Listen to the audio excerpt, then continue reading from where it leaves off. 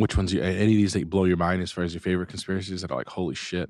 Oh, we usually try to stick to grounded stuff, so I don't go too, woo woo with it. But um, a lot of my stuff focuses on like espionage and talking about geopolitical stuff. So that's a lot of it. I mean, every now and then I'll speculate about crazy shit like maybe serial killers. Some of them have been programmed. So I don't know if you've heard of this, but the idea that some of them, because they were in the Phoenix program, which was the CIA's plan to create serial killers during the Vietnam War to fight the Viet Cong. So it was one of the early examples of like intense psychological warfare where you create like dead bodies that are drained of blood and they're hanging up, right? And so it's a psychological attack that had never been done before at this level. They were actually training like psycho profiled vets to be in this program, and a couple of them have come back and ended up being serial killers. So some people theorize that there might have been more going on with the serial killers. Now Nick is into the crazy. He likes the crazy stuff, but he does. You could probably blow his mind by breaking down the serial killers.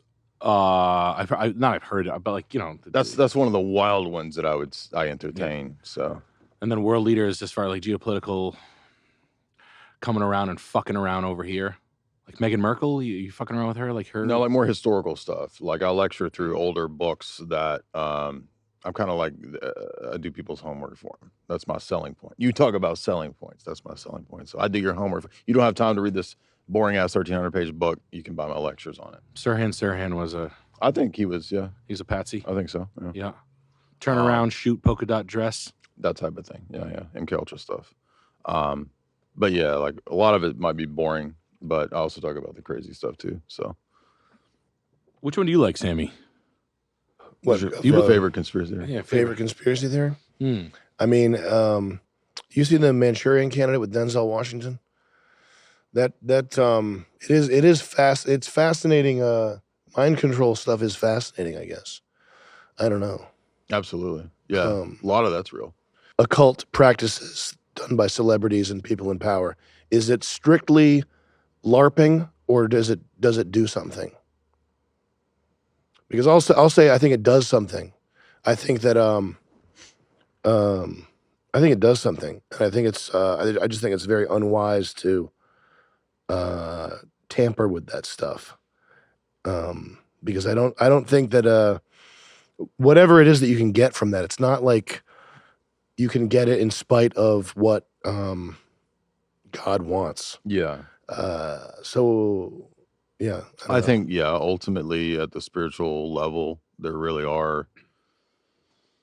You can do things that cause things to happen at an energetic level, right? In this reality, so I would say there are people that will engage in extremely wicked actions. So you can do things at an energetic, spiritual level to make things happen. Yeah, I think like it's like participating in transferring various energies through actions. So the way they view it, like if you read people like Crowley or these Michael Aquino, these kind of ritual magic people, they think that you're channeling and directing energy to what you want your will to be.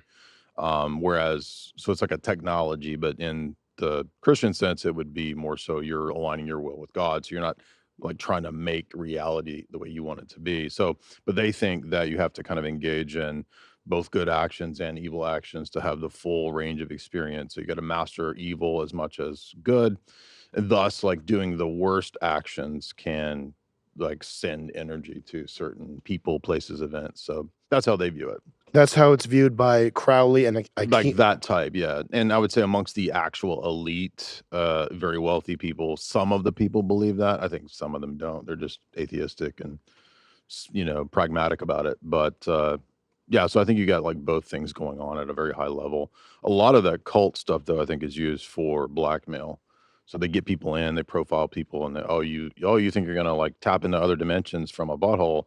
Yeah, sure. And then we got dirt, right? So it's like an easy profiling way to, control people through figuring out what their proclivities are. So that's a big part of that cult stuff. But I do think there's legit like people that they really believe, if I engage in this action or if I cause a war or whatever, like it's really, causing things to change. Do you think that there's Do you think that that's true? Is this bothering you, by the way? No. If it does, let me know.